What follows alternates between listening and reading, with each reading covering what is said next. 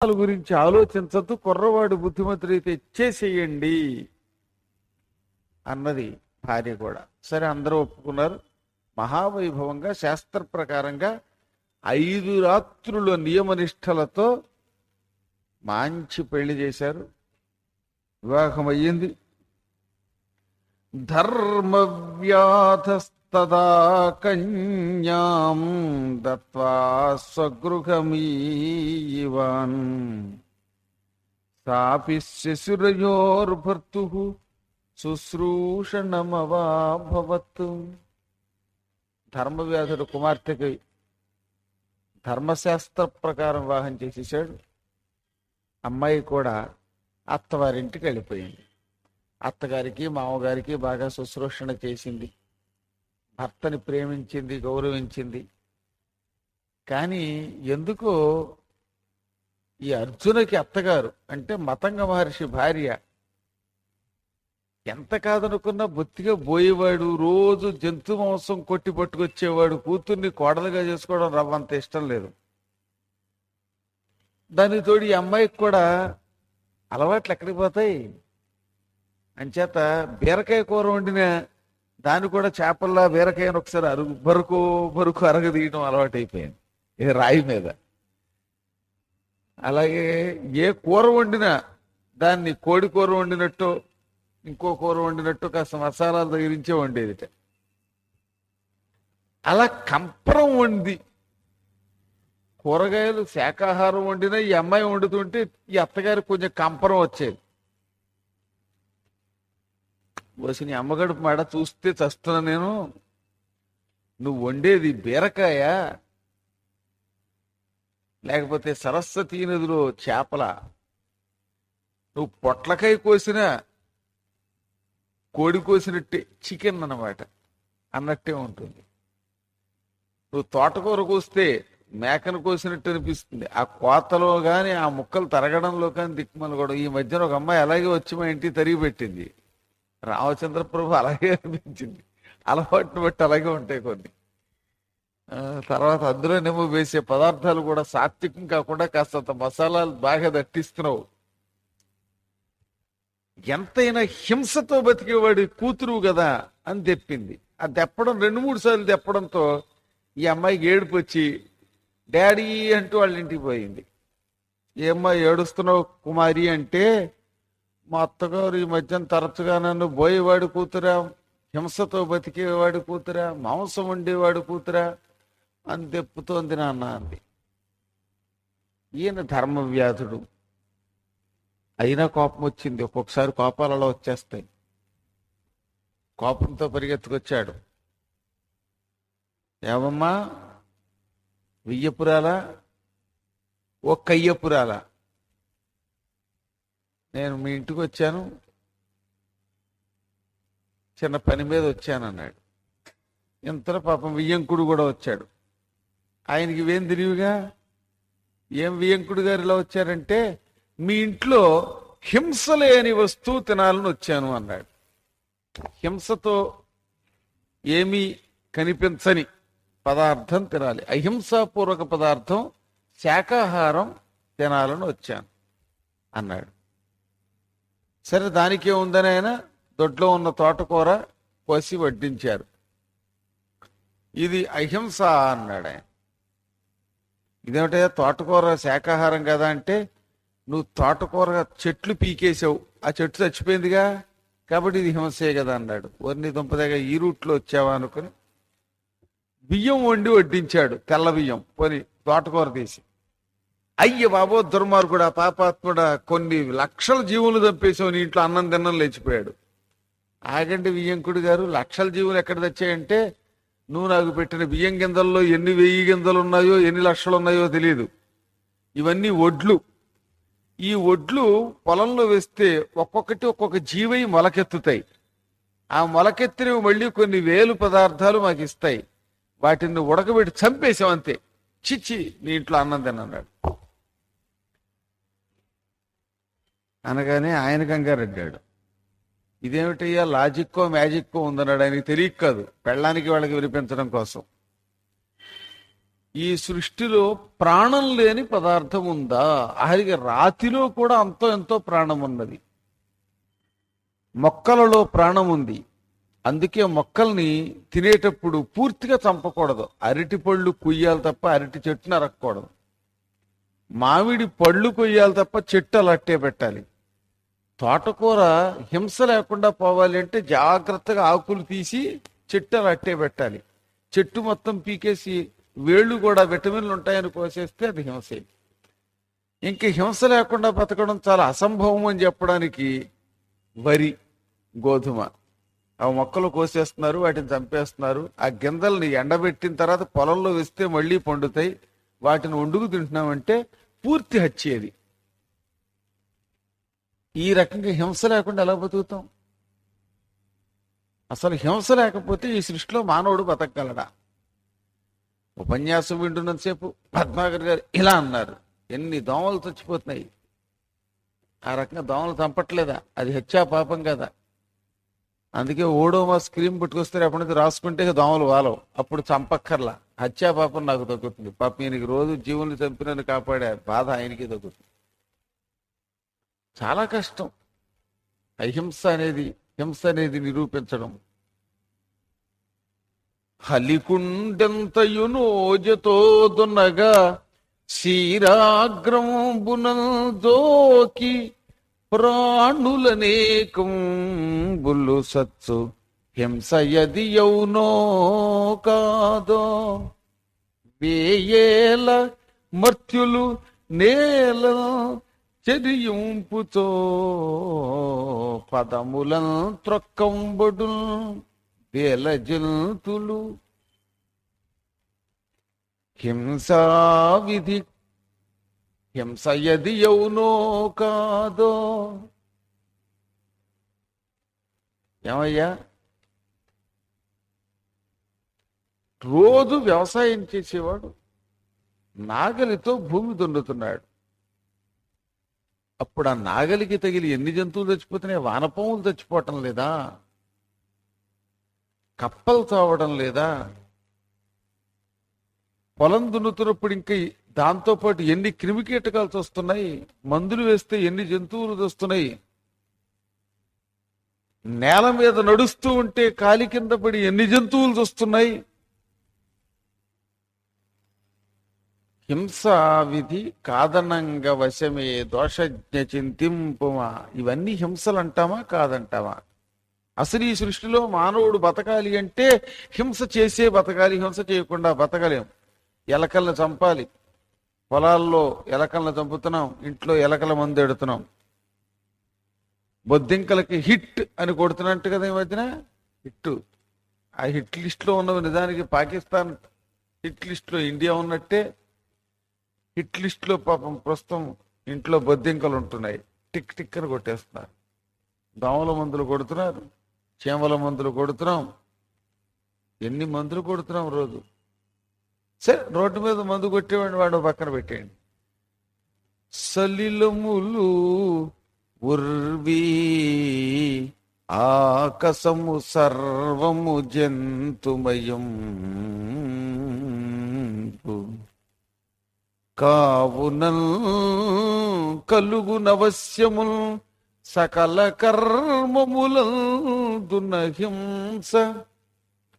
హింసకుల్ తొలగిన జీవయాత్ర కడు దుర్ఘటమైనటులుండు. ఎంతయుల్ తలపర హింస చేయమని తారు తలంతురు కొందరి మహిళ.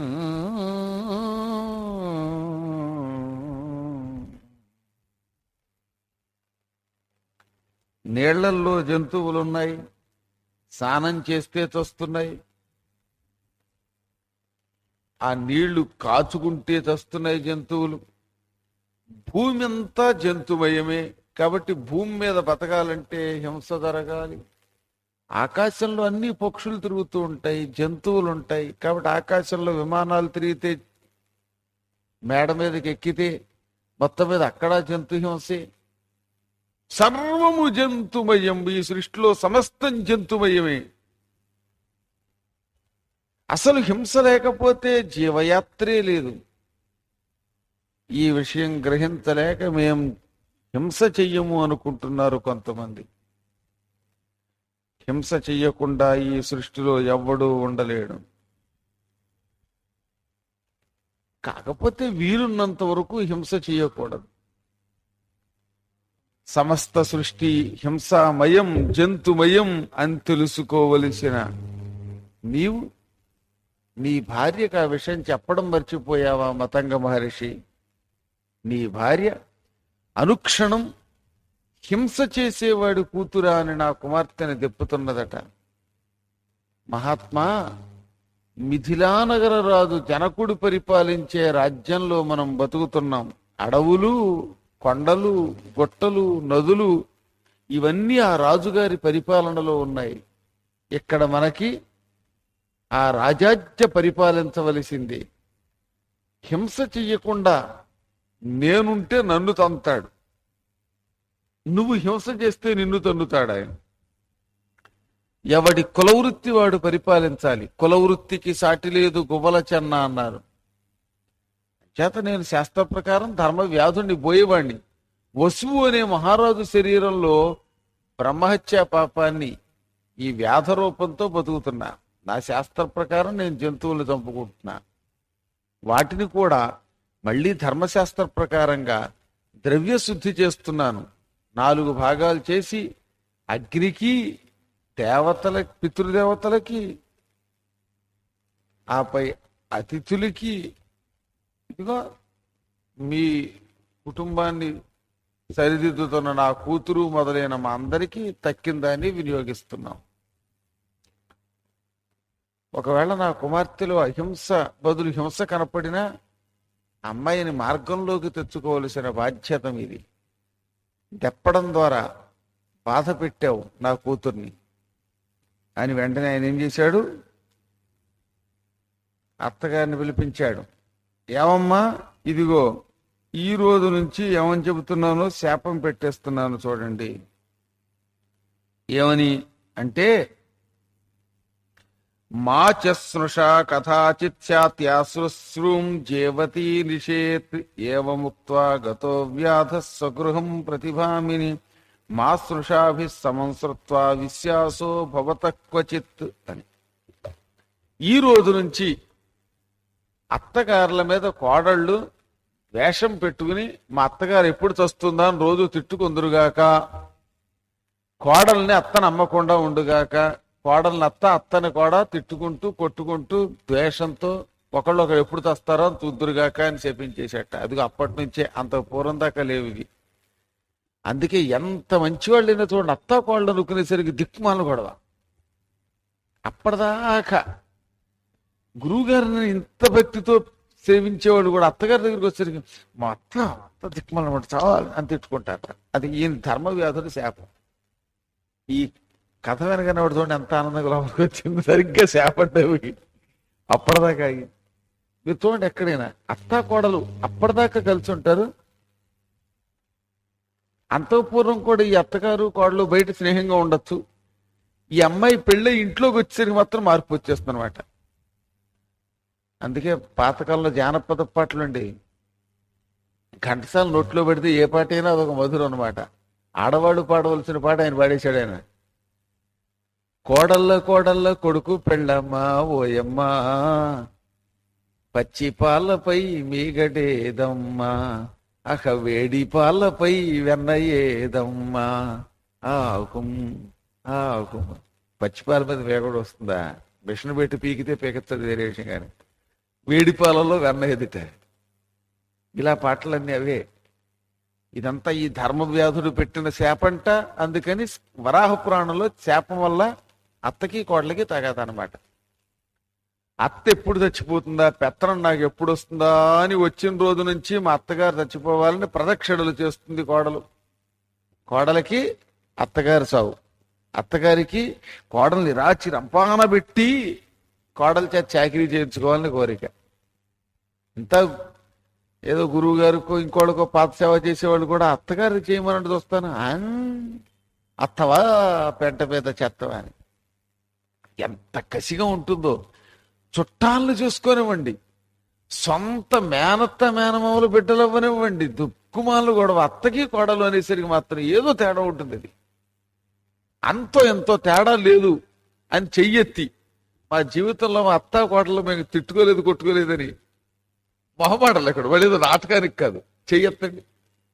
చల్లా రాధ గారు, విశాలాక్షి గారు, ఇంకా ఎత్తలేం కాక ఎత్తలేం. అది అది సహజం అనమాట. అసలు సృష్టి రహస్యం అది.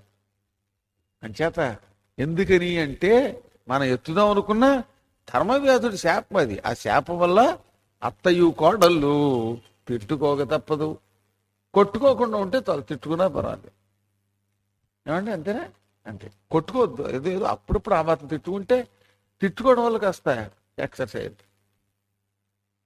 ఏమ్మా నీ అనుభవం చెబుదామనే? నీవు కదా వెనకాతలమ్మాయి. ఇది వినగానే ఆనందం కలిగేసింది అనమాట. అసలు కూడా ఇదన్నమాట. శాపం నాది కాదు, తప్పు నేరం నాది కాదు, వరాహ పురాణంలో ధర్మ వ్యాధునిది అని మీ అందరికీ ఇప్పుడు సపోర్ట్ కలిగింది. అనగానే అత్తగారు వచ్చి, అయ్యా అన్నగారు, ఏదో ఒక్కసారి ఏదో మీ అమ్మాయిని అన్నందుకు ఇంత శాపం పెట్టేస్తే లోకంలో ఏమైపోతుంది అంటే, రోజు ఈ కథ శ్రద్ధాశక్తులతో గుర్తుకు తెచ్చుకున్న వాళ్ళకి ఈ శాపం ఉండకుండా ఉండుగా కానీ వెళ్ళి వరం ఇచ్చాడు ఆయన. అందుకని ఈ కథ వింటున్న వాళ్ళు ఈ కథను గుర్తుకు తెచ్చుకోండి రోజు.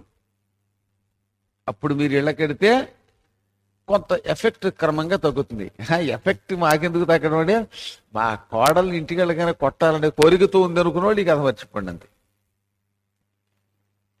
ఆ తర్వాత ఆ బుద్ధిశాలి వెంటనే అక్కడి నుంచి ఇంటికి వెళ్ళిపోయాడు. పితృదేవతల్ని పూజించేశాడు. ఆ రోజు నైవేద్యం పెట్టేశాడు. ఈ ప్రపంచం మీద వైరాగ్యం కలిగింది. ఎందుకు వచ్చింది దిక్కుమాల మానవుల లోకం? ఈ మానవ లోకంలో ఎన్ని గొప్ప పనులు చేసినా విలువ ఉండదు, ఎంత తపస్సు చేసినా విలువ ఉండదు, ఎంత పండితుడికి విలువ ఉండదు. ఎక్కడ చూసినా ఈర్ష్య అసూయ ద్వేషాదులతో కూడిన ఈ అపవిత్ర జీవితం భరించలేకపోతున్నాం. లేకపోతే అత్తా కోడలు ఇలా కొట్టుకోవడం ఏమిటి, ఆ కూతురు ఏదో నేరం చెప్పడం ఏమిటి, నేను మాత్రం వెళ్ళి శాపం పెట్టడం ఏమిటి, చాలా పొరపాటు చేశాను. దీనివల్ల శాశ్వతంగా అత్తా కోడళ్ళు అనే వాళ్ళు ఇద్దరు శత్రువులు చేసేసాను. శాపం పెట్టడం వల్ల శక్తి తగ్గిపోయింది. ఎప్పుడైనా శాపం పెడితే శక్తులు తగ్గిపోతాయి. కోపం వల్ల మహాతపస్సు పోతుంది. కోపం మహాప్రమాదకారం. క్రోధమ తపము జర్రచును, క్రోధమ అణిమాదులైన గుణముల బాపును, క్రోధమ సకలం బునుకుల్ బాధియగుల్, క్రోధిగా తపస్సుకి దన్నే.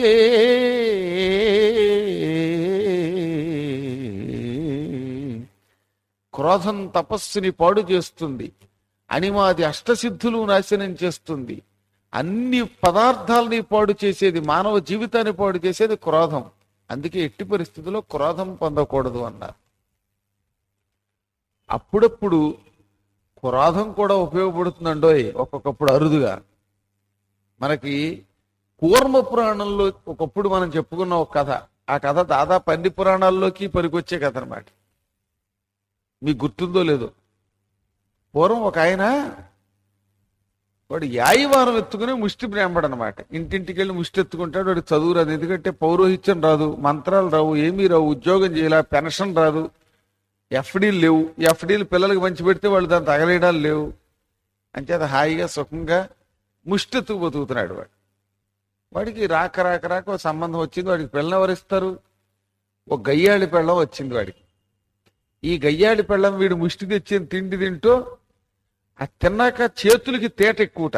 ఈ చేతులకు కొవ్వు ఎక్కువ ఎలా తీరుతుంది అంటే, రోజు గోంగూరని నార తీసి మొగుడు పట్టుకొచ్చి పేని తాడు కింద మొగుడే పేని ఇవ్వాలట. ఆ గోగునార మొగుడు అలా పేని ఇస్తే ఈ తాడుచ్చుకుని వాడిని అన్నం తిన్నాక వీధిలోకి తీసుకెళ్లి, వీధిలోకి దొడ్లోకి వీపు మీద బడా బడా బాది ఈ తాడు తెగిదాకా మళ్ళీ తమ తాడు తెక్కకుండా, పుస్తల తాడు తెక్కకుండా ఈ తాడు తెగిదాకా బాస్తే ఆ పూట అమ్మయ్యా అని బద్ధకంగా ఒళ్ళు విరుచుకుని ఇలా చేతులు దాచి చేతులు తీట తీరింది అని అప్పుడు భోజనం చేసేదట. భోజనం చేయడానికి ముందో వెనకో ఆవిడ రోజు మొగుండా గోగునార తాడు తెగేదాకా బాత్తే గాని ఎక్సర్సైజ్ కావాలి ఆవిడకి. అది అలాంటి గయ్యాళి పెళ్ళాలు అప్పుడప్పుడు ఉంటూ ఉంటారు ఇంట్లో. నేనేమనుకోను, పేరు చెప్పను, మీరు తర్వాత చెప్పొచ్చు నాకు అలాంటి పెళ్ళాలు ఉంటాయి. అటు చూసి ఉంటానే ఉంటే ఇటు చూసి అనాలి పొరపాటు. సరే మొత్తం మీద ఏది ఏమైతేనే రోజు గోగునార తెగుతున్నా మళ్ళీ ఈ పెళ్ళాం పోతే ఆ మాత్రం పెళ్ళాం దొరకదు కనుక ఈయన భరిస్తున్నాడు. రోజు ముష్టెత్తుకుని అలాగే ఆహార పదార్థాలు తెచ్చేవాడు. కర్మ కాకపోతే గట్టిగా అన్నం వండి పెట్టేది కదట. కూరగాయలు అన్నం తెస్తే ఇద్దరు తినేవారు. ఒకవేళ బియ్యం లాంటివి తెస్తే వీడే వండి పెట్టాలి. వండి పెట్టిన తర్వాత గోగునార తాడు కింద పేనాలి. పేని ఆవిడ చేతికిచ్చి దొడ్లోకి వెళ్ళి వీపు మీద వేసుకో అంటే ఆవిడ 1000 ఎర్ర దెబ్బ, దరు 1000 ఎర్ర దెబ్బ అని బండ మీద కసాపిసా 1000 రందాల దెబ్బని ఆ వీపు చూపిస్తే బాది అమ్మయ్య అని పడుకునేది. ఇలా పెళ్ళాం చేతులు దెబ్బలు తింటున్నాడు ఈ మహానుభావుడు. ఇలా ఉండగా ఒక రోజున ఈయన పెళ్లికి వెళ్లాల్సి వచ్చింది. ఈ యాయివారం వాడు, ఈ ముష్టాడు. అందుకని స్నేహితుడి ఇంట్లో పెళ్లికి వెళ్లాల్సి వచ్చి భార్య దగ్గరికి వెళ్ళి మరి పెళ్ళం ఒప్పుకోవాలి కదా, పర్మిషన్ ఇవ్వాలి కదా. పెళ్లి కడతానంటే ఆవిడేం మళ్ళీ కిళ్ళి పెడుతుందోనని భార్యకి కాస్త పాదసేవ చేసి ఆపై ఏమి అన్నాడు. చెవ అంతే. కొంచెం ఆవిడ మధురంగా పొలుగుతుందండి ఇలాగా. ఏంలా మా స్నేహితుడి ఇంట్లో పెళ్లికి వెళ్ళాలి, ఒక వీక్ డేస్ నాకు లీవ్ ఇస్తావా అన్నాడు.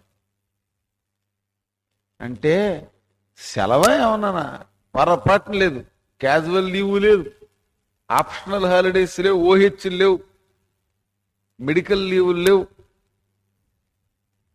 తర్వాత ఏమిటిది ఎల్టీసీలు అసలే లేవు, ఏమీ లేవు, కుదరదు అని.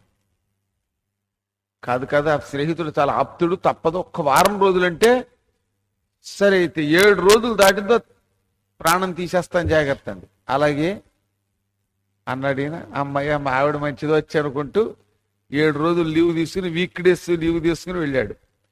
ఈలోపు ఇవి రోజు ఒక్కొక్క గోగునారతో తాడలా పేని పెట్టుకుంటుంది పక్కన. సోమవారం తాడు, మంగళవారం తాడు, బుధవారం తాడు, గురువారం తాడు, శుక్రవారం తాడు, శనివారం తాడు, ఆదివారం తాడు. 7 రోజులకి 7 తాళ్ళు. ఎప్పుడో పెళ్లికి మొగుడు కట్టింది ఒక తాడు, ఈవిడ రోజులు లెక్కబెట్టి 7 తాళ్ళు సిద్ధం చేసింది. 7వ రోజు కూడా రాలేదు ఈయన. మండిపోయింది ఈవిడికి. 8, 9, 10వ రోజు వచ్చాడు దశాహం వీడి పాలిటికి. 10వ రోజు రాగానే సరే చెప్పించింది, రాగానే కొట్టకూడదుగా, అడుక్కోవడానికి వెళ్ళిరా అంది. అమ్మాయి మావిడేం అనలేదురా బాబు అనుకున్నాడు. వీడు వెళ్ళాడు.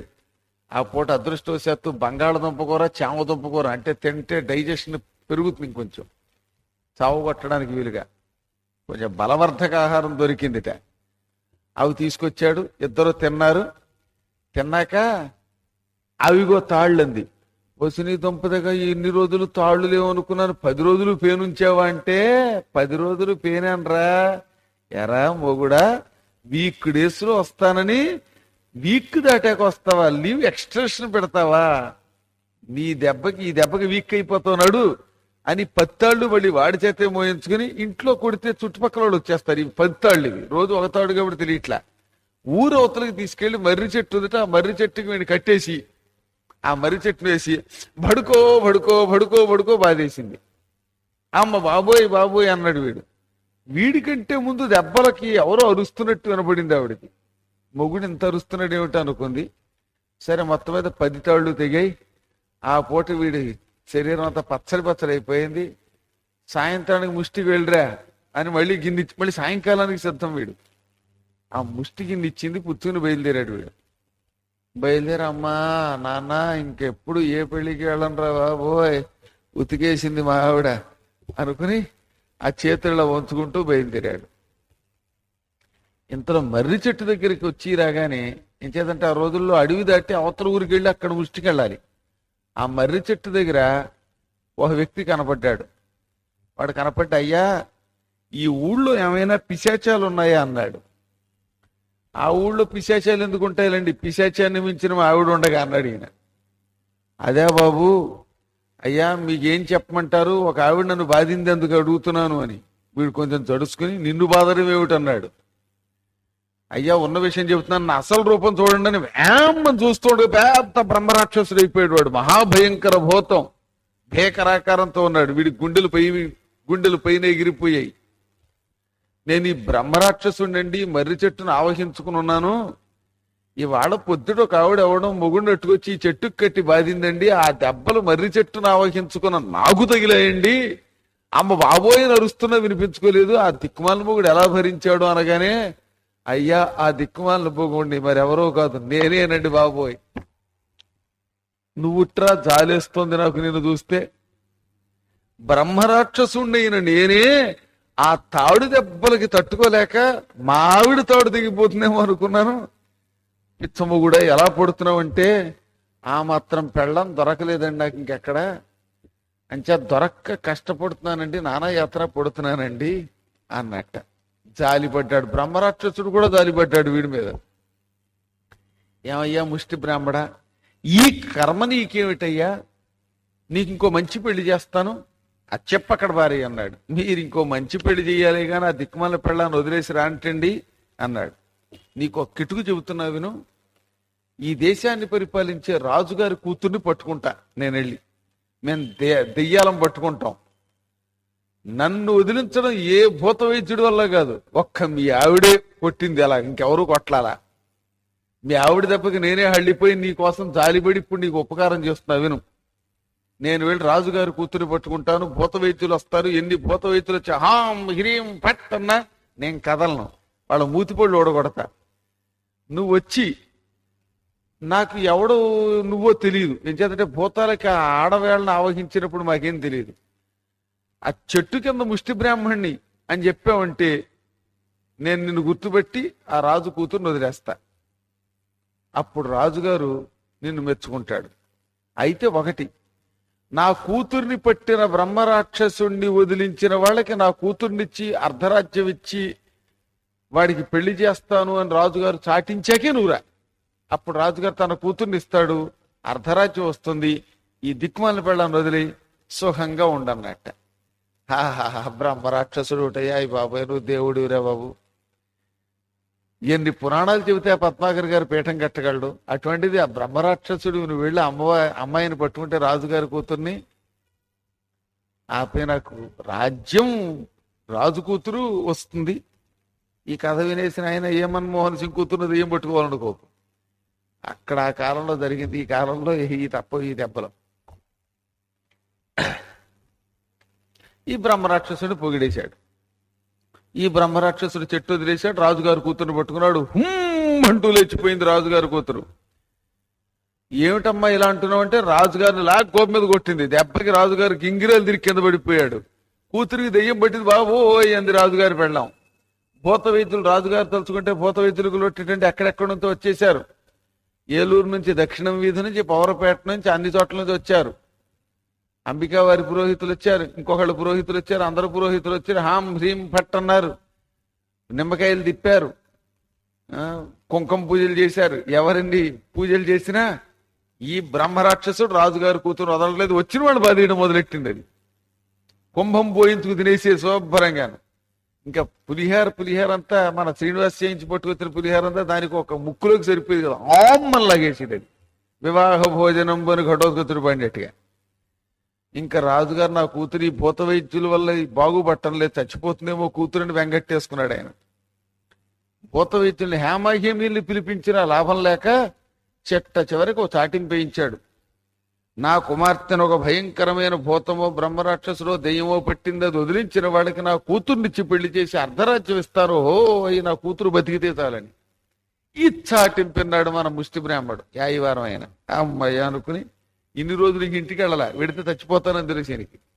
అందుకని వెళ్లకుండా జాగ్రత్తగా అక్కడెక్కడ దాక్కుంటున్నవాడు అక్కడికి వెళ్ళాడు రాజుగారి దగ్గరికి. కాపలా వాళ్ళు చిచ్చి అవతల పోన్నారు. లేదయ్యా భూతాన్ని వదిలిస్తానంటే చాలేవయ్యా, ఇలా మంచి దిగ్గజాలు లాంటి లావు ఉన్న భూత వైద్యులు ఇంతంత బొట్టెట్టిన వాడు, నిమ్మకాయలు ఉన్న వాళ్ళే సాధించలేకపోయారు, నువ్వేం సాధిస్తావంటే, అయ్యా నా బక్కతనాన్ని చూసి అలా అనుకోకండి, మీరు రాజుగారి దగ్గరికి తీసుకెళ్ళండి, దెయ్యాన్ని నేను వదిలిస్తాను దెబ్బకన్నాడు. సరే ఏ పుట్టలో ఏ పో ఉందోనని వీడిని తీసుకెళ్లారు. రాజుగారు అనవసరంగా చస్తావురా, హేమహిమీని చావగొట్టిందా భూతం అంటే, చస్తే చచ్చేర్లేదు మీ అమ్మాయికి వదిలిస్తాను అన్నాడు. సరే నీ కర్మను లోపలికి దోచేసి బయట తలుపేయించారు.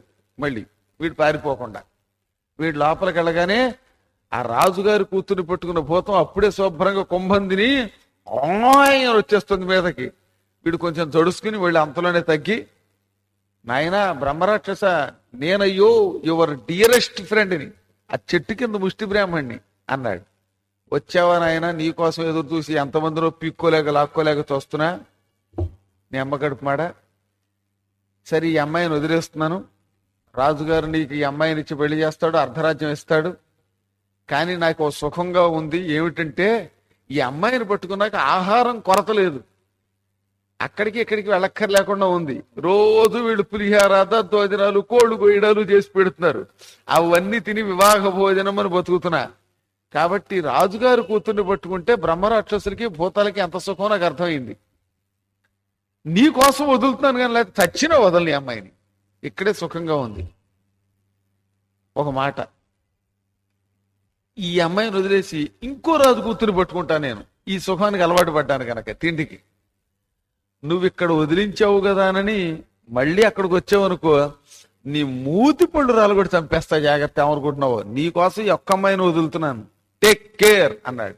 చచ్చా నేను ఎందుకు వస్తానండి, నాకు ఇంత ఉపకారం చేశారు, ఈ ఒక్క అమ్మాయిని పెళ్లి చేసుకుని ఇక్కడే సుఖంగా ఉంటాను, ఇంకా మీరు ఎవరిని పట్టుకున్నా నాకు సంబంధం లేదు, నేను కదలను అన్నాడు. అలా కదయ్యా, నువ్వు రాజుగారు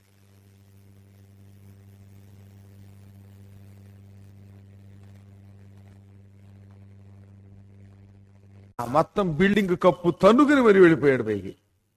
ఈ అమ్మాయి కాయ్ అని పడిపోయింది ఒకసారి కింద. పడిపోగానే మహారాజా తలుపు తీయండి అన్నాడు. తలుపు తీశారు. దెయ్యాన్ని వదిలించారా? వదిలించాను మహారాజా, మీ అమ్మాయికి మజ్జిగ పట్టండి, ఇక మీ అమ్మాయి సహాయిగా సుఖంగా ఉంటుంది అన్నాడు. అమ్మయ్య, నా కూతురికి పట్టిన దెయ్యం ఎవడో వదిలించలేడు అనుకున్నా, నువ్వు వదిలించావురా బాబు అన్నమాట ప్రకారంగా. నువ్వు కూడా పెద్ద వయస్సు వాడివి కాదు కనుక మా అమ్మాయిని ఇచ్చి పెళ్లి చేస్తున్నాను, ఇంక ముష్టి వదిలి హాయిగా అర్ధరాజ్యం పరిపాలించుకో, నా తర్వాత ఫుల్ రాజ్యం అన్నాడు. ప్రస్తుతం హాఫ్, తర్వాత ఫుల్ అన్నాడు. ఇంకేముంది, పెళ్ళి అయ్యింది. సుఖంగా ఇద్దరు ఇలా చేతులు వచ్చుకుని తిరుగుతున్నారు, లాహిరి లాహిరి లాహిరిలోని పాటలు పాడుకుంటూ సుఖంగా బతుకుతారు. ఇది జరిగిన 2 నెలల తర్వాత చక్రవర్తి గారి దగ్గర నుంచి ఉత్తరం వచ్చింది. సామంతరాజు ఈయన.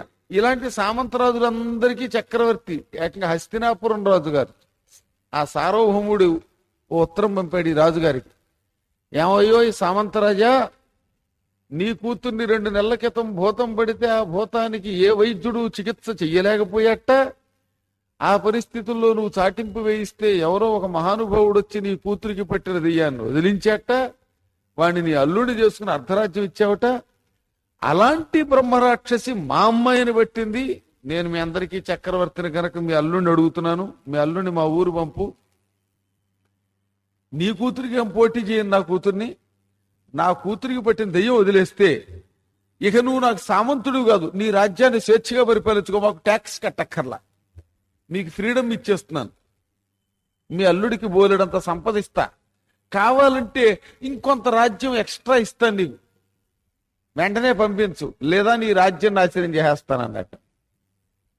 వెంటనే రాజుగారు పరిగెత్తుకొచ్చి, అల్లుడా, ఓహో అల్లుడా, ఓ నా మల్లుడా, నా పాలిటి గిల్లుడా అంటూ వచ్చి, ఏమిటి మామగారు అన్నాడు, నీ వల్ల నాకు సామంత రాజ్యరికం పోయి హాయిగా స్వేచ్ఛ వస్తోంది, పైగా రాజ్యం కూడా ఇంకాస్త డెవలప్ చేసుకునే అధికారం ఇస్తున్నాడు చక్రవర్తి గారు.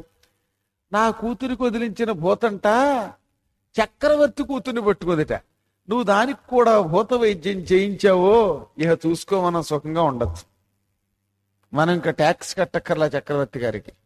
ఇప్పుడు ప్రస్తుతం మన రాజ్యం 4000 చదరపు మైళ్ళు, భవిష్యత్తులో ఇంకో 2000 చదరపు మైళ్ళు రాజుగారి దగ్గర పుచ్చుకుందాం చక్రవర్తి గారి దగ్గర అనగానే వీడి గుండెల్లో కడప బాంబు వేలింది. అమ్మ బాబు అయ్యాను.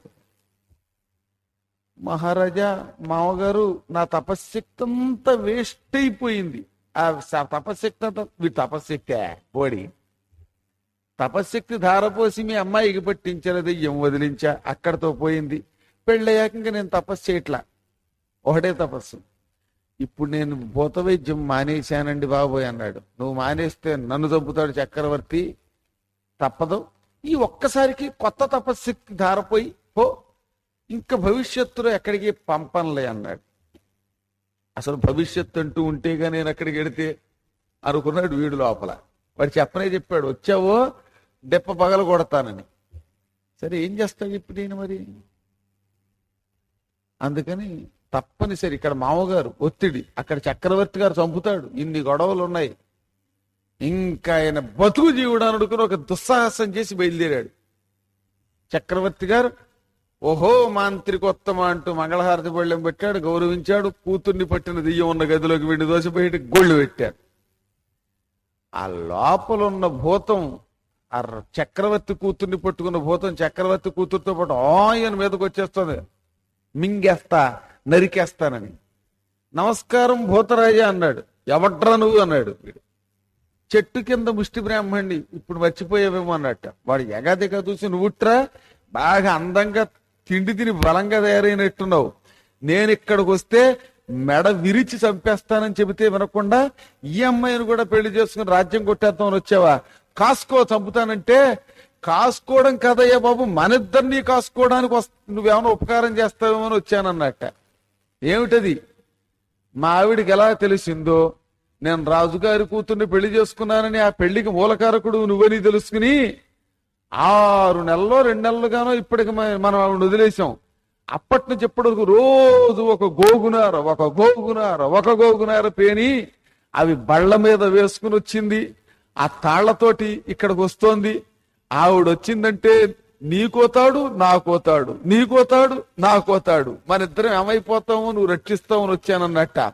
ఆ దెబ్బకి బ్రహ్మరాక్షసుడు గుడ్లు గిరగిరా తిప్పి, కట్టుకున్నందుకు నీ పాటలేవో నువ్వు పడరా, నేను బ్రహ్మరాక్షసుడిని, అసలు ఈ దేశం వదిలి సముద్ర మధ్యంలో ద్వీపానికి పోతున్నాను, జెండా పైకి ఎపిరాదు, ఓరి బాబోయ్ నీ పెళ్ళానికి పోతాండం అని ఢామ్మని ఎగిరిపోయాడు. మళ్ళీ వస్తే ఒట్టు భారతదేశానికి వాడు. ఆ రకంగా ఆ గంపగయ్యాళి పెళ్ళాన్ని విదిలించుకుని సుఖంగా ఈయన ఆవిడ ధర్మమానని బ్రహ్మరాక్షసు వదిలింది. ఒక్కొక్కళ్ళ అదృష్టం అది. ఈ సంసారాల్లో భార్య మణులు కూడా అలా ఉపయోగపడతారు. సరే ఏది ఏమైనా మొత్తం మీద ఈ సంసారం ఒక విచిత్రమైనది. ఇందులో ఏ సుఖము ఏమీ కనపడలా ఈయనకి. ఎందుకు చెబుతున్నాను అంటే, ఒక్కొక్కప్పుడు అరుదుగా పాపాత్పురాలు కోపంతో ఉండేవాళ్ళు కూడా భర్తలకు ఉపయోగపడచ్చు ఆ భూతంలాగా. కానీ తక్కిన వేళల్లో కోపం మహాపాపం. కోపం సర్వనాశనం చేస్తుంది, తపస్సు పాడు చేస్తుంది, క్రోధం సాధన పాడు చేస్తుంది. ఆ క్రోధనతో నా తపస్సే పాడు చేసుకున్నాను, ఇక నేను మోక్షం పొందాలి అనుకుని ఈయన వెంటనే పురుషోత్తమము అని పేరు కలిగిన ఒకనొక తీర్థానికి వెళ్ళిపోయాడు. ఆ పురుషోత్తమ తీర్థానికి వెళ్ళి శ్రీమన్నారాయణుడి గురించి అద్భుతంగా తపస్సు మొదలెట్టాడు. ఆ తపో విశేషాలతో రేపు యథాప్రకారంగా 6:30 కలుసుకుందాం. ఇక రేపటి నుంచి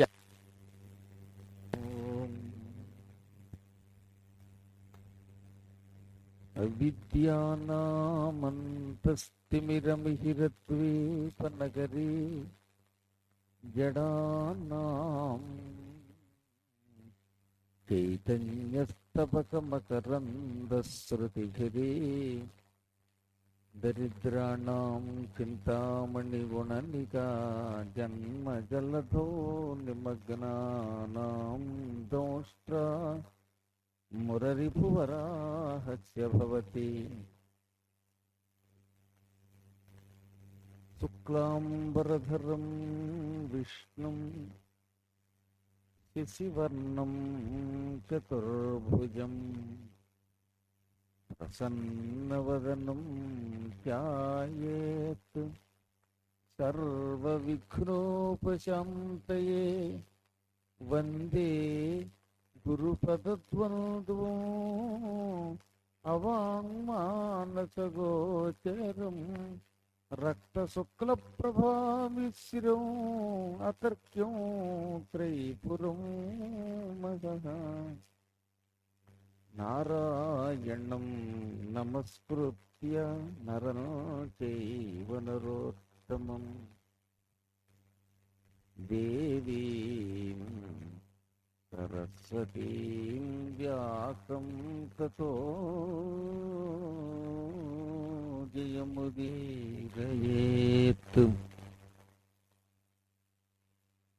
మేఘై సన్మంగళాన్ని సంతు. వరాహ పురాణంలో ఉన్న ధర్మవ్యాధుని చరిత్ర మనం చెప్పుకున్నాం. అందులో ఆయన తన కుమార్తెని అవమానపరిచిన మతంగ మహర్షి భార్య మీద కోపంతో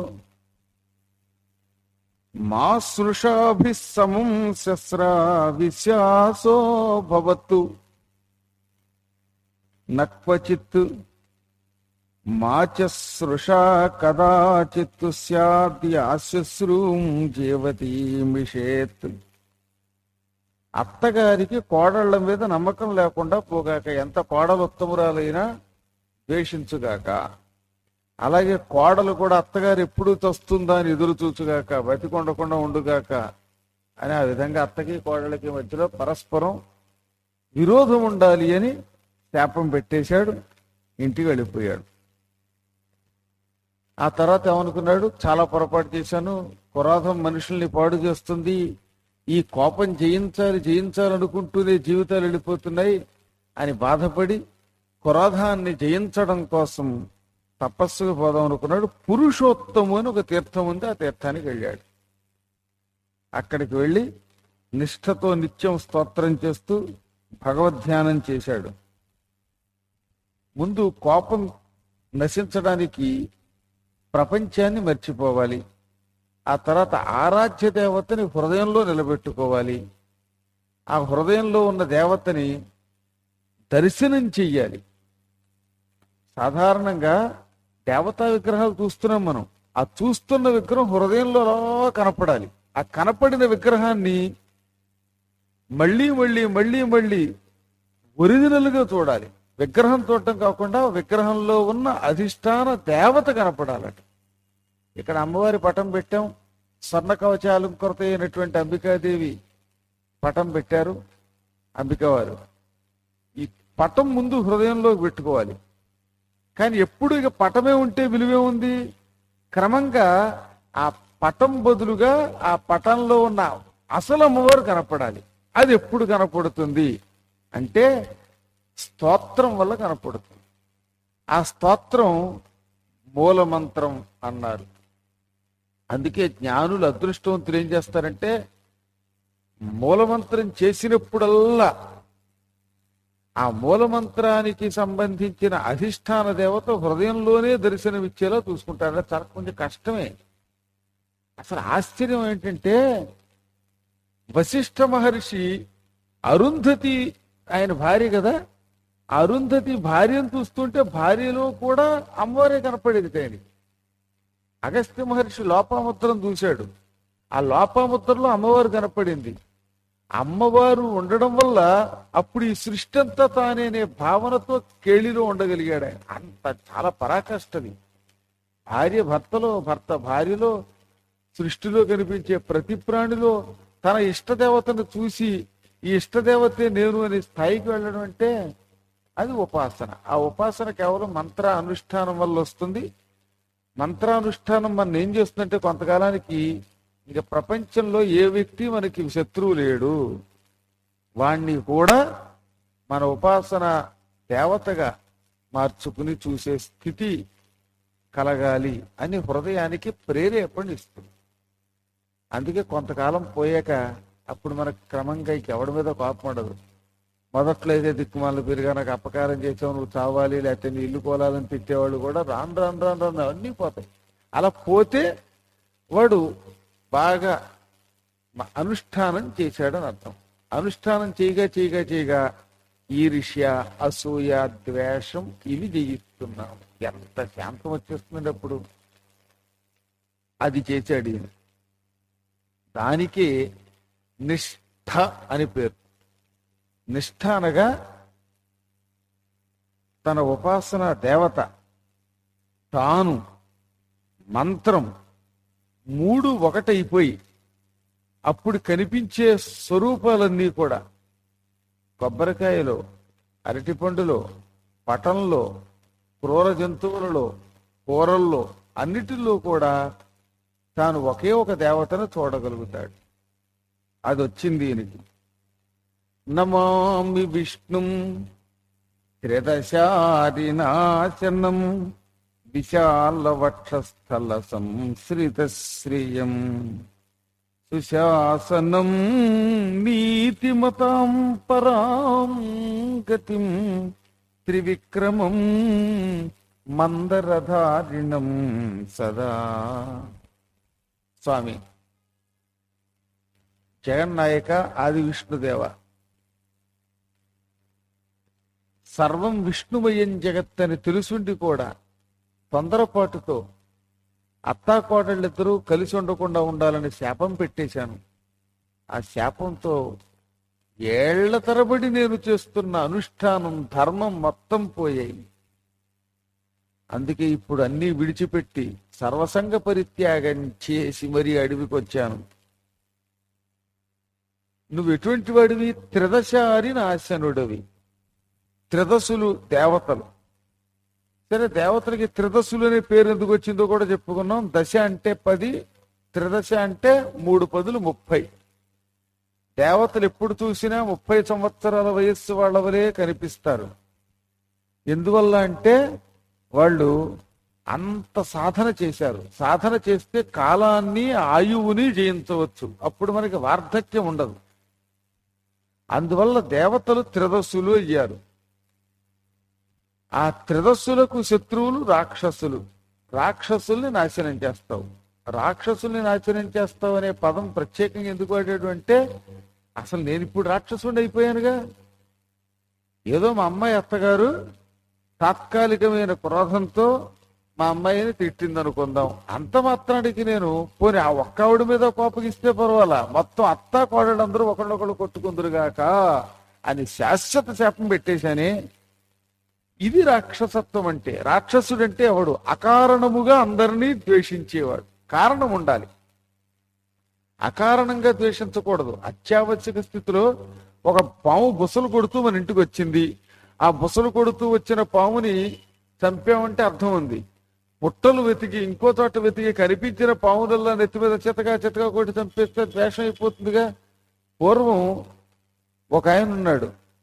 ఆయన చాలా గొప్ప పండితుడు. పెళ్లి చేసుకుందాం అనుకున్నాడు. ప్రమద్వర అని ఒక కన్యామణి కనపడింది. ఆ కన్యామణిని వివాహం చేసుకోవాలి. చాలా సౌందర్యవతి, ఈయనకి నచ్చింది. ఈయన పేరు రురువు. తీరా ప్రమద్వరతో వివాహం చేసుకుందాం అనుకున్న సమయానికి అనుకోకుండా ఒకనాడు ఆవిడ ఉద్యానవనంలో ఆడుకోవడానికి వెళ్ళింది. అదొక తోట. తోటలో చిరికెత్తలతో కలిసి ఒప్పులు గుప్ప ఉయ్యారి భామ ఆడుకుంటూ ఉంటే ఆ పొదల్లోంచి ఎక్కడి నుంచి వచ్చిందో త్రాచుపం వచ్చి ఈ ప్రమద్వరని కాటేసింది. వెంటనే అమ్మాయి చచ్చిపోయింది. తల్లిదండ్రులు గొల్లును ఏడ్చారు. ఇది రురువుకి తెలిసింది. ఆయన చాలా బాధపడిపోయాడు. నేను రేపో మాపో ముహూర్తం దగ్గరకు వచ్చింది. అమ్మాయిని మనస వాచ కర్మణ ప్రేమించాను, వివాహం చేసుకోవాలనుకున్నాను. ఆ సమయంలో ఈ దిక్కుమాలిన పాము వచ్చి నా కాబోయే భార్యను చంపేసింది అని కాసేపు ఏడ్చాడు. నా భార్య చచ్చిపోతే నేను చచ్చిపోతాను అని ఆ భార్య శవాన్ని ఓ చితి పేర్చి దాని మీద పడుకోబెట్టి నిప్పంటించుకు దూకుతాను అని ఆకాశం కేసి చూసి ఓ ప్రతిజ్ఞ చేశాడు. ఆకాశవాణి పలికింది. ఆకాశవాణి ఏంటి? అమ్మవారే ఆ దేవతా రూపంలో పలికింది. అబ్బాయి, ఎవరికైనా మరణం తప్పదు. ఎప్పుడు మృత్యువు ఎవరిని ఎలా వరిస్తుందో చెప్పలేం. కాలం కర్మం మన చేతిలో ఉండవు. మనకి తెలియకుండానే మన పూర్వజన్మ కర్మలు ఉంటాయి. నువ్వు నీ పూర్వజన్మలో పెళ్లి ఇక్కడ పూర్వజన్మ రహస్యం ఉంటుంది. ఆ ఫ్లాష్ బ్యాక్ ఇక్కడ చెబుతున్నాడు. అది దేవీ భాగవతంలో ఉండదు, వరాహ పురాణంలో చెబుతున్నాడు. నీ పూర్వజన్మలో ఓ క్షత్రియుడివి, వేటకు వెళ్ళావు. భార్యాభర్తలిద్దరూ కలిసి వెడుతూ ఉంటే అందులో పొరపాటున భర్తని బాణంతో కొట్టి చంపేశావు. ఆ పాపం వల్ల ఈ జన్మలో నువ్వు మళ్ళీ జన్మెత్తి భర్తను చంపి భార్యకి ఎడబాటు కలిగించావు. ఈ జన్మలో నువ్వు గాఢంగా ప్రేమించిన భార్య ఇప్పుడు నీకు దూరం అవుతుంది పెళ్లికి ముందే. ఇది నువ్వు చేసిన పూర్వకర్మమే. అందుకే చూడండి, మన వాళ్ళు ఏ జన్మలో ఎవరికి నేను ద్రోహం చేశానో, ఎవరిని విడగొట్టానో ఈ జన్మలో ఇవాళ ఇలా, ఏ తల్లి బిడ్డని వేరు చేశానో ఈ జన్మలో పిల్లలు కనపడకుండా పోయారు అని అడగడంలో రహస్యం. అది మన ఫ్లాష్ బ్యాక్లు మనకు తెలియవు. అంచేత ఈ జన్మలో నీకు ప్రాయశ్చిత్తం లేకుండా నీ భార్య పోయింది, ఏడు అని ఆకాశవాణి అంది. అమ్మా, నేనేదో పూర్వజన్మలో పాపం చేశాను, కానీ ఈ జన్మలో నేను చేసినంత గాయత్రి మంత్ర అనుష్ఠానం ఇంకెవరూ చేసి ఉండరు. నగాయత్ర్యా పరం మంత్రం నగాయత్ర్యా పరం తపః నగాయత్ర్యా సమో దేవో నగాయత్ర్యా పరం మనుహు అని సకల శక్తి స్వరూపిణి అని అమ్మవారు చెప్పింది. అమ్మవారి మంత్రం కంటే గొప్ప మంత్రం లేదు, అమ్మవారి మంత్ర అనుష్ఠానం కంటే గొప్ప జపం లేదు, అమ్మవారి కంటే గొప్ప దేవత లేదు, అసలు అమ్మ అమ్మ అని తలుచుకోవడం కంటే గొప్ప తపస్సే లేదు అని నువ్వే చెప్పావు. నీవు చెప్పిన మంత్రాన్ని లక్షలు కోట్లు నిరంతరం జపం చేస్తున్నాను. మనం అక్షర లక్షలు జపం చేస్తేనే మన జీవితం సరిపోవటం లేదే. ఆయన పొద్దు నుంచి సాయంకాలం దాకా ఊపిరి తీసుకుంటున్నప్పుడల్లా అదే మంత్రానుష్ఠానం చేస్తూనే ఉన్నట్ట. ఆయన తింటుంటే మంత్రం, తాగుతుంటే మంత్రం, అగరత్తు వెలిగిస్తే మంత్రం, అన్నం ఇతరులకు పెడుతూ ఉంటే మంత్రం, ఏ పని చేసినా మంత్రం చేస్తూనే ఉన్నాడు. మీకు చెప్పించాను, మీకు గుర్తుందో ఒకప్పుడు కొంతమంది మన పాతకాలం వాడు పాడుతూ ఉండేవారు వాడు తక్క. తింటూ రామయ్యను తినిపిస్తూ రామయ్యను, తింటూ రామయ్యను తినిపిస్తూ రామయ్యను, తినకున్న రామయ్యను రామ్ రామ్ రామ్. తింటూ రామయ్యను తినిపిస్తూ రామయ్యను, తినకున్న రామయ్యను రామ్ రామ్ రామ్. వండుతూ రామయ్యను వడ్డిస్తూ రామయ్యను, వండుతూ వండకున్న రామయ్యను రామ్ రామ్ రామ్. వండకున్న తాగుతూ రామయ్యను తాగిస్తూ రామయ్యను త్రాగుతూ, తాగకున్న రామయ్యను రామ్ రామ్ రామ్. తాగకున్న రామ అను రామ్ రామ్ రామ్. రామ రమ రమ రామ రమ రమ రామ రమ రమ రామ్ రామ్ రామ్. శ్రీరామ రమ రమ రామ రమ రామ్ రామ్ రామ్. ఏడుస్తూ రామయ్యను ఏడవకున్న రామయ్యను, ఏడుస్తూ రామ అను అనాలి. ఏడుస్తూ రామయ్యను ఏడవకున్న రామయ్యను, ఏడుస్తూ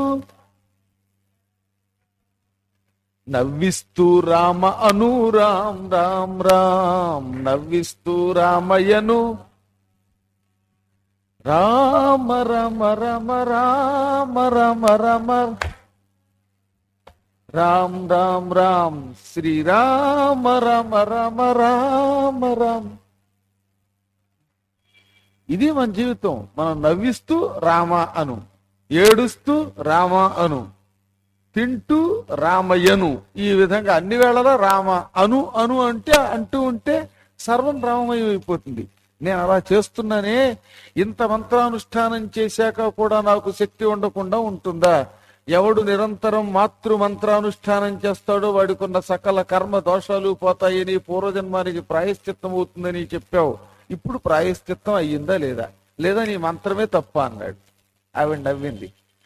మంత్రం వల్ల ప్రాయశ్చిత్తం అయ్యింది కానీ కర్మ పోదు కదా, అంచేత నువ్వు ఓ పని చేస్తావా అంది. చెప్పమ్మా, నువ్వేం చెప్తే చేస్తాను అంటే, ఏం చేసినంత స్థాయిలో మనం అక్కడ చేస్తానులేండి.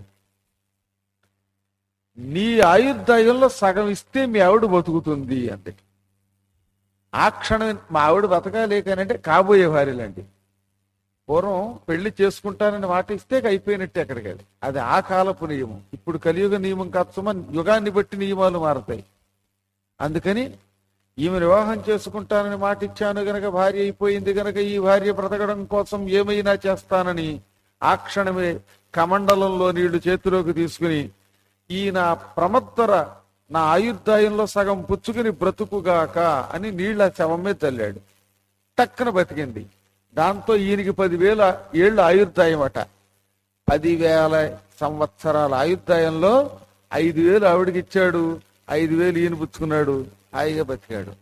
మనకి 25 అయుద్ధాయం అయితే ఉన్న 25 12.5 ఆవిడకి ఇచ్చి 12.5 మనం ఏం బతుకుతాం, ఆ తర్వాత బతికి చేసేది 12.5 అంటే అది కలియుగంలో అలా ఇవ్వలేం, అసలు అంత జపము చేయటం లేదు. అంచేత కలియుగ నియమాలు వేరన్నమాట. అసలు వెళ్ళే 30 ఏళ్ళకి అవుతుంటే అప్పటికి వీడు ఆయుర్దాయం అయిపోయాక వీడు సగం ఆయుర్దాయం ఏమిస్తాడు మొహం. ఇది కాల ప్రభావం. సరే ఎంతకి చెప్పొచ్చేది ఏంటంటే ఆ పై ఆయనకు ఆగ్రహం కలిగింది. పెళ్ళైపోయింది. నేను పెళ్లి చేసుకోవాలనుకున్న అమ్మాయిని ఒక పాము కాటేసి చంపుతుందా అని వెంటనే కర్ర ఒకటి తీసుకున్నాడు. అంటే నా చేతిలో కొబ్బరికాయ ఉంది కానీ అక్కడ కర్ర తీసుకున్నాడు ఆయన. పుట్లన్నీ తవ్వేయడం, కనిపించిన పామునల్లా పటాపటా పటాపట అదేయడం తప్పేయడం. అబ్బా ఎన్ని వేల పాములు తప్పేశాడు ఆ కసి కొద్దీ. ఒకనాడు ఇలాగే ఓ పెద్ద పావును చూశాడు, ముసలి పావుని. దాన్ని కూడా కర్ర తీసి చంపబోతుంటే అదంటే ఆగరా బాబు ఆగునాయన, అసలే నేను నడవలేను కదలలేను, ముసలి పావును, నాకు విషం లేదు, నన్ను ఎందుకు చంపుతున్నావు అంటే అప్పుడు ఆశ్చర్యపోయి వరి సంస్కృతంలోను తెలుగులోను మాట్లాడుతున్నావు, మానవ భాషలో మాట్లాడుతున్నావు, నువ్వేం పావువి అంటే నాయన అది పక్కన పెట్టి ఎందుకు చంపుతున్నావు, మా ఆవిడ ఒక పాము కట్టేసి చంపింది, ఆ కచ్చి కొద్దీ కనిపించిన పావునులా కూడా పొడుస్తున్నాను అన్నాడు. పిచ్చివాడా, మీ ఆవిడని చంపింది పాము కాదు, కాలసర్పం. ఆవిడ పాపం ఆ రూపంలో పట్టుకుంది. నీ పాపం ఆమె పాపం కర్మ కాలం కలిసొచ్చి పాము రూపంలో చంపేయి. ఒక పాము ఒక పని చేసిందని జాతిని చంపుతున్నవే, ఈ పాపంతో వచ్చే జన్మలో మళ్ళీ నీకు పెళ్ళం ఉండదు, గుర్తుపెట్టుకో. ఇప్పుడు ఇంకా పాపం చేస్తున్నావు. ఆకాశవాణి పలుకులు విని ఏదో ఆయుర్దాయం ఇచ్చి నీ భార్యను బతికించుకున్నావు. ఈ జన్మ అయిపోయింది. ఇప్పుడు మళ్ళీ నీ తపశ్శక్తి పాపం వల్ల పోతుందిగా, అప్పుడు మళ్ళీ ఏం చేస్తావు, ఈ పాపం మళ్ళీ వచ్చే జన్మలో అనిపిస్తాను. కానీ అప్పుడు వణిగిపోయాడు వీడు. అప్పుడు చెప్పింది ఆ పాము, పూర్వజన్మలో నేను నా మిత్రుడి మీద, నా మిత్రుడు ఒకడు ఉండేవాడు, వాడికి పాము అంటే భయం, ఆ పాము అంటే భయపడి తెచ్చే మిత్రుడి మీద ఓ తాడు పేని గడ్డి అది పాము కింద విసిరి పాము అన్నట్ట, దాంతో వాడు తడుచుకున్నట్ట. అలా భయపెట్టి మా మిత్రుడు కోపగించి పాము అయిపోమంటే పామయ్యా, మిత్రుడిని పాము అని భయపెట్టినందుకే పామయ్యా. నువ్వు పాముల్ని చంపితే మళ్ళీ ఏమవుతావో ఆలోచించు. చేసిన ప్రతి కర్మ అనుభవించాలి నాయన. ఆ అనుభవించకుండా ఉండడానికి మళ్ళీ ప్రాయశ్చిత్తాలు చేయాలి. ఎన్ని గొడవలు ఉన్నాయి ఇందులో, ఇవన్నీ తెలుసుకో అనగానే అప్పుడు ఆ కర్మ విడిచిపెట్టాడు. అహింస పరమో ధర్మహాని వెళ్ళిపోయాడు. అప్పుడు చెప్పారు దేవీ భాగవతంలో అదే మాట, వరాహ పురాణంలో, ఎవరైనా ఒకరు అపకారం చేస్తే ఆ వ్యక్తిని ఒకడు కోపం, అసలు వాడిని కూడా క్షమించు, కానీ తప్పనిసరి పరిస్థితుల్లో ఆ దుర్మార్గుడిని తిట్టావు, కొట్టావు, లేక చంపావు, లేక శపించావు. మొత్తం జాతిని శపించే అధికారం ఎవరిచ్చారు నీకు? ఇప్పుడు ఆయన అదే ఏడుస్తున్నాడు. నేను చేసిన పని పాపం. ఏమిటా పాపం? ఆ అమ్మాయి అత్తగారు తిడితే తన కోడల్ని, ఆ కోపంతో శాశ్వతంగా మొత్తం అత్తా కోడళ్ళందరినీ చెప్పించేశా. దానివల్ల వాడు ఎంత కష్టంగా ఉంది. ఇక్కడికి వచ్చి అత్తా కోడళ్ళు అందరూ ఆల్మోస్ట్ వాళ్ళు తిట్టుకుంటున్నారు, ఏదో ఒక్కళ్ళు ఇద్దరు తప్ప. సరిగ్గా ఆ టైంకి వచ్చాడు ఇవిడు కూడా. అంటే సృష్టి రహస్యం అది. ఎక్కడ చూసినా ఈ మొత్తం కోడళ్ళకి అత్తకి మధ్యలో తగాతరగా మూలకారకుడు ఈయన అయిపోయాడు. ఈ విధంగా ఆ పాపం నన్ను ఏడిపిస్తోంది. అందుకే నేను నిన్ను త్రిదశారినాశనం అంటే రాక్షసుల్ని సంహరించేవాడా అని ధ్యానం చేస్తున్నా. నాలోని క్రోధమే రాక్షసత్వం. ఇక ఏనాడు ఎప్పుడు క్రోధం రాకుండా ఉండేలాగా నన్ను నీవు దీవించు. విశాలమైన వక్షస్థలం కలిగిన వాడివి. ఆ వక్షస్థలం మీద లక్ష్మిని ధరించావు. లక్ష్మి ఎక్కడుంటే అక్కడ మనిషి జ్ఞాని అవ్వాలి. వక్షస్థలం మీద లక్ష్మి అంటే జ్ఞానలక్ష్మి లేక విద్యాలక్ష్మి.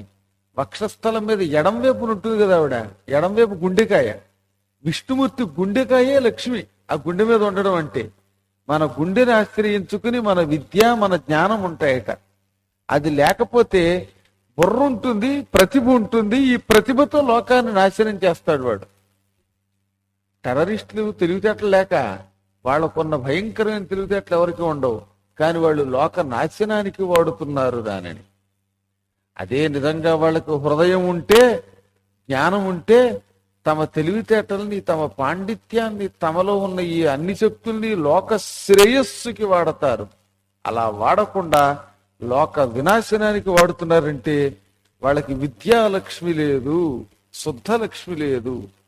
అంచేత స్వామి, నీవు లక్ష్మిని గుండె మీద పెట్టుకుని లోకానికి పవిత్ర విద్యనిస్తావు, శాంత విద్యనిస్తావు, నిజమైన జ్ఞానం ఇస్తావు. ఆ జ్ఞానం నాకు ప్రసాదించు.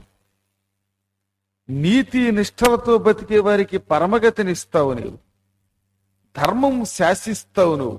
ధర్మం ఇది, ఈ ప్రకారం మీరు నడుచుకోండి, ఇలా నడుచుకుంటే మీకు శుభం కలుగుతుంది అంటావు. అలా నడుచుకునే భాగ్యం మాకు ప్రసాదించు ప్రభు. త్రివిక్రమం మందరధారిణం సదా, 3 అడుగులు పుచ్చుకుని సమస్త లోకాలు వ్యాపించిన మహానుభావుడివే. నిన్ను ఏమని స్తోత్రం చేస్తాం? మాలో కూడా ఉన్నాయి త్రివిక్రమత్వాలు, కానీ మాలో ఉన్నవి క్రోధం, ఈర్ష్య, అసూయ. ఈ 3 అడుగులై విజృంభిస్తున్నాం మేము. అలాంటి విజృంభణ కాకుండా పవిత్ర విజృంభణ కావాలి. ఇంద్రియ నిగ్రహం కలిగిన జ్ఞానం కావాలి. అది మాకు ప్రసాదించు. నువ్వు పూర్వం మందర పర్వతాన్ని పైకెత్తావట. నన్ను సంసారమనే సముద్రం నుంచి పైకెత్తలేవా? మామూలు సముద్రంలో మునిగిపోయిన మహాభయంకర పర్వతం మందర పర్వతాన్ని పైకెత్తి దేవతలకి, దానవులకి శుభం కలగజేసి అమృతం వచ్చేందుకు సాయం చేశావు. సంసారం అనే సముద్రంలో మునిగిపోతున్న మందర పర్వతం లాంటి వాడిని నేను. ఈర్ష్యాసూయాదులతో కొట్టుమిట్టాడుతున్నవాడిని, దిక్కుతోతకు బాధపడుతున్నవాడిని, శాంతి లేక అశాంతితో బాధపడుతున్నవాడిని.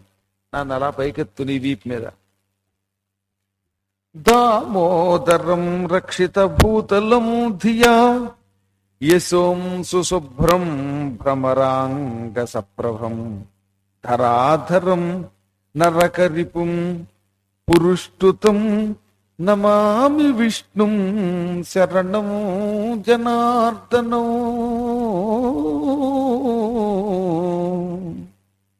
ప్రభు, నువ్వు దామోదరుడివి, విశ్వమంతా నీ కడుపులో పెట్టుకున్నవాడివి. దామము అంటే నిలయములు, ఇవన్నీ ఆయన కడుపులో ఉన్నాయట. అది ఇది కాదు, సమస్త లోకాలు కడుపులో పెట్టుకున్నవాడికి నా ఓటి వాడిని మోక్షం ఇచ్చి తన లోకంలో పెట్టుకోవడం పెద్ద గొప్ప. సముద్రంలో ఇసుక రేణువు కలిస్తే అంత, కలవకపోతే అంత. సముద్రంలోకి ఎన్ని నదులు వచ్చి పడుతున్నాయి, అయినా సముద్రం పెరుగుతోందా తరుగుతోందా? అలాగే నీవు అన్ని లోకాలకి దిక్కు. నీలో నన్ను కలుపుకుంటే నీకు వచ్చే కష్టమేం లేదు, నీకేనేం బరువు అవునని చెప్పాడు. పూర్వం ఒక ప్రశ్న ఉండేది. ఒక పడవ ఉంది, ఆ పడవలో ఇసుక పడినా సరే మునిగిపోయేటట్టు బరువు ఎక్కింది అందులోకి. అందులో ఒక ఇసుక రెండు వేస్తే మునిగిపోతుంది. అంతవరకు ఆ పడవలో సామాన్ ఎక్కించేశారు. ఆ పడవలో ఎంతో ఒక ఆవు ఉంది, పేడేసింది. ఇప్పుడు ఈ పేడేయగానే ఆవు, ఆ పడవ మునిగిపోతుందా లేదా? ఇసుక రేణు వేసినా సరే మరి మునిగిపోవాలి కదా.